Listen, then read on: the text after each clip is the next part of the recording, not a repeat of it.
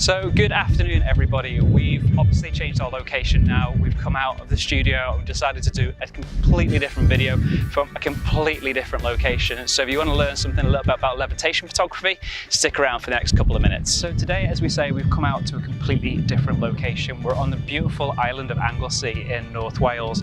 And the reason being for this is that a little while ago we published a blog about levitation photography, how to kind of shoot it and edit it within Photoshop. And it was so popular, it was unbelievable. We had like thousands upon thousands of viewers within the first few days of it. So we thought actually it'd be kind of quite nice to maybe expand on it if everybody enjoyed that so much that we wanted to do a video that was involved in levitation photography again, but also adding in a little bit of conceptual photography as well.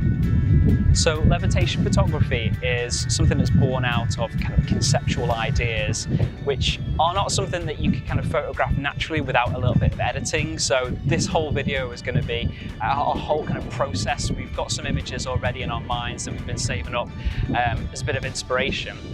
But then we're just going to show you how to set up those shots, how to actually shoot it, the camera settings, and then we'll jump back to the studio towards the end of the video and actually show you how to edit them all together so you can create some really, really cool masterpieces. So what we're going to do today in terms of using our equipment and our props, we basically just got a lot of similar equipment that we've used in previous videos. It's not going to be anything fancy, just a simple little mirrorless camera. There's no fancy lighting. We've got a few props and I've got half of the iPhotography team with us today. They decided to come out on the road trip and they're going to act as a bit of assistants and a bit of models. So we've got Sophie, I don't think you've met before, Becky, who you've seen in the video previously, and obviously Harriet again behind the camera. So if you're all ready, we're all ready. Just watch us as we go.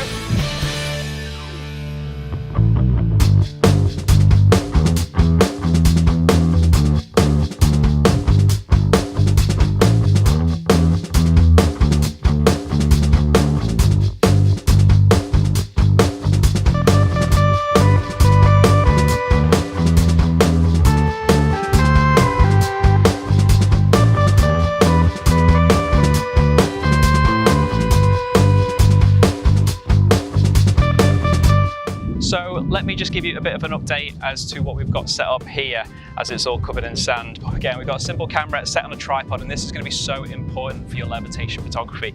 It's nigh on impossible to do it without a tripod, and you'll kind of see why in a little bit. So that's all set up there. We'll go through the camera settings in a minute, just to bring you over to Sophie in a custom-made outfit. It's absolutely amazing.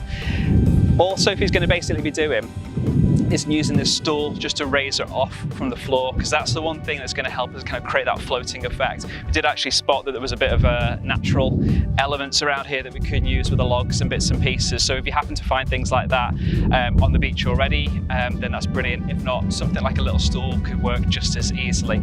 So you may just need an extra pair of hands to do this, just with it being a bit of a windy day. Having somebody kind of up off a platform on here always causes a little bit of problems potentially with injuries, so we're just going to be a little bit clever and just make sure we've got someone on hand to help. But basically we're going to ask Sophie just to come and stand up on this platform here, and we're just going to try a few simple shots. Camera settings are pretty basic, it's really just to get an even exposure, and we're trying to make sure we're also at a similar level plane in terms of our perspective as well. So we'll just go back to the camera and I'll show you a few settings from there. Right, okay, so just to give you a little bit more detail about camera settings here, obviously your environment will differ, so don't take these as read. But we're at 400ths of a second for shutter speed, f11, and our ISO is right down at 100 because it is so bright. It's not really the ideal kind of lighting conditions to work under this as well, but it's a nice dry day, so we'll try and make the most of it where we can. And so what the idea is with posing here is to try and make Sophie look as if she's reaching or floating off the floor, so she doesn't necessarily have to jump, but if she brings her hands up as if she's gesturing in that way, and I'm just going to focus right in the center. So if you bring your hands out, and we'll kind of, that's it, 1, 2, 3, lovely. Lovely. So you can also shoot on burst mode to make this a bit easier so you get more shots. You ready? 1, 2, 3, go. So like we said, this shot, the second shot effectively, is now bringing Sophie off the there we go, the stool. And you can even take the stool out of the shot itself, because we're effectively just looking for an empty background. To say that, I know there's people walking behind us, but don't worry too much about that. If there's not, if you can wait a little bit, brilliant. If not, again, we can edit it out. It's not going to be the biggest problem in the world. So keeping the camera exactly where it was, we'll just move this out of the way and go back to the camera So again, same settings and everything, so don't try to change anything too much because we're basically looking for a blend of the two. You don't want to end up with an overexposed background in comparison to the foreground, so we're trying to keep things even. So that's really the simple methodology. So what we're going to do is just carry on trying that in a few different formats. We've also got a few props with us as well, just to embellish those shots a little bit further. So yeah, we'll just carry on and see what you think.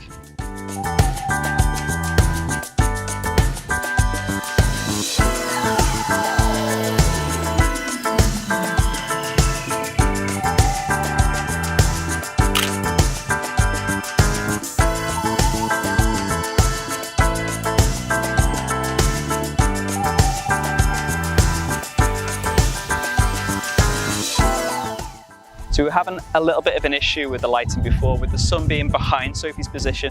It meant that a lot of her was silhouetted from the camera's position. So we can open the aperture up to kind of counterbalance it, but it meant the background was just pure white and we needed the detail.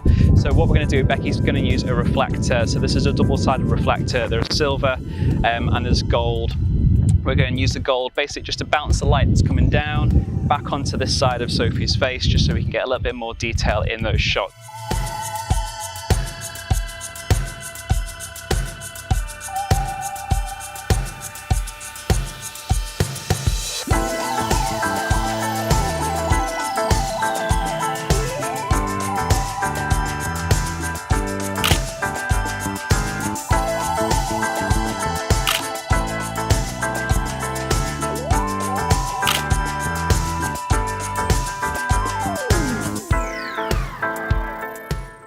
There's a couple little pitfalls just to watch out for when trying out levitation photography. I'll just walk you through.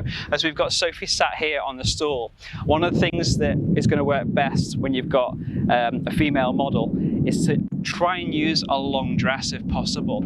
It's just going to help cover up the edges of the stool or whatever that it's sat on. That's going to make it a lot easier and look the concept a little bit more genuine when you come to editing.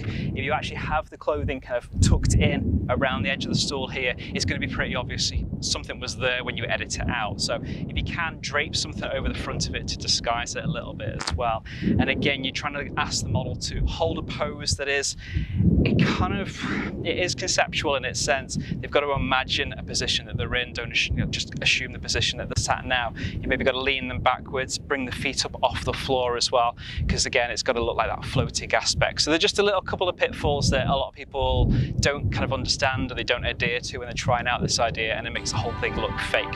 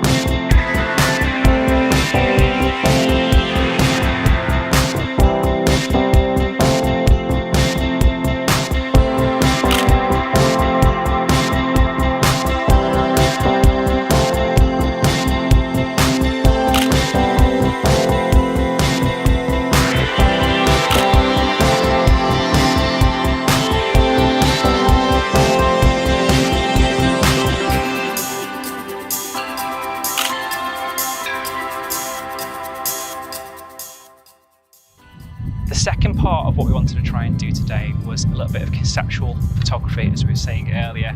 So conceptual photographs are kind of effectively ideas, are born out of ideas that are nearly, or pretty much impossible to actually shoot in camera on its own without any kind of editing. So this time we're going to try something with a bit of a quirky perspective. All we've got is a simple picture frame. There's no picture inside of it, no glass, just the outer rim. And we're going to try and create some kind of quirky illusions effectively with these concepts. So I'll show you how we set it up. So all I've given Sophie is just, like I said, this outer rim of a picture frame. So really, really simple prop. You can pick it up for next to nothing. And very, very similar setup as to our levitation photographs. All we're going to do is just create a bit of a pose here.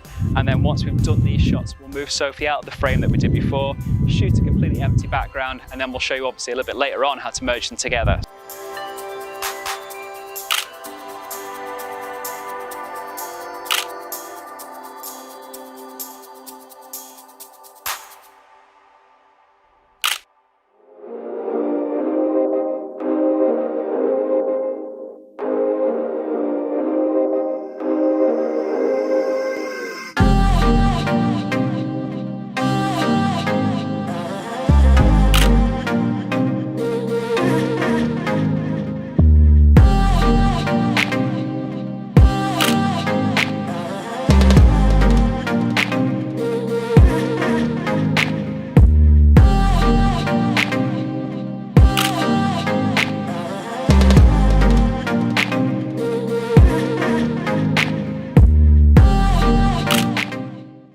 All finished, we've got some brilliant shots. It's been an absolutely fantastic day. We're just trying something a little bit different. Again, we're not using anything fancy in terms of camera work or lighting or anything like that, or settings. It's all been pretty simplified. Those images now, back to the studio, back to our editing suite, and we'll actually show you how to kind of conceptualize and create that levitation idea itself. So we'll walk you through it step by step with some on-screen directions, but I hope you've enjoyed the video anyway. If you've enjoyed today's video, obviously please carry on subscribing. If you're brand new and you've enjoyed it, there's going to be tons more videos like this, so please hit the subscribe button. Join our community so you can carry on watching these fantastic eye photography videos. If you've got any tips of your own from levitation photography, any shots that you've taken, kind of conceptual ideas you've made, just let us know in the comments, tag us on Facebook and Twitter and Instagram and Pinterest. We're all over it. Until the next time, hopefully just in sunny conditions, we'll see you soon.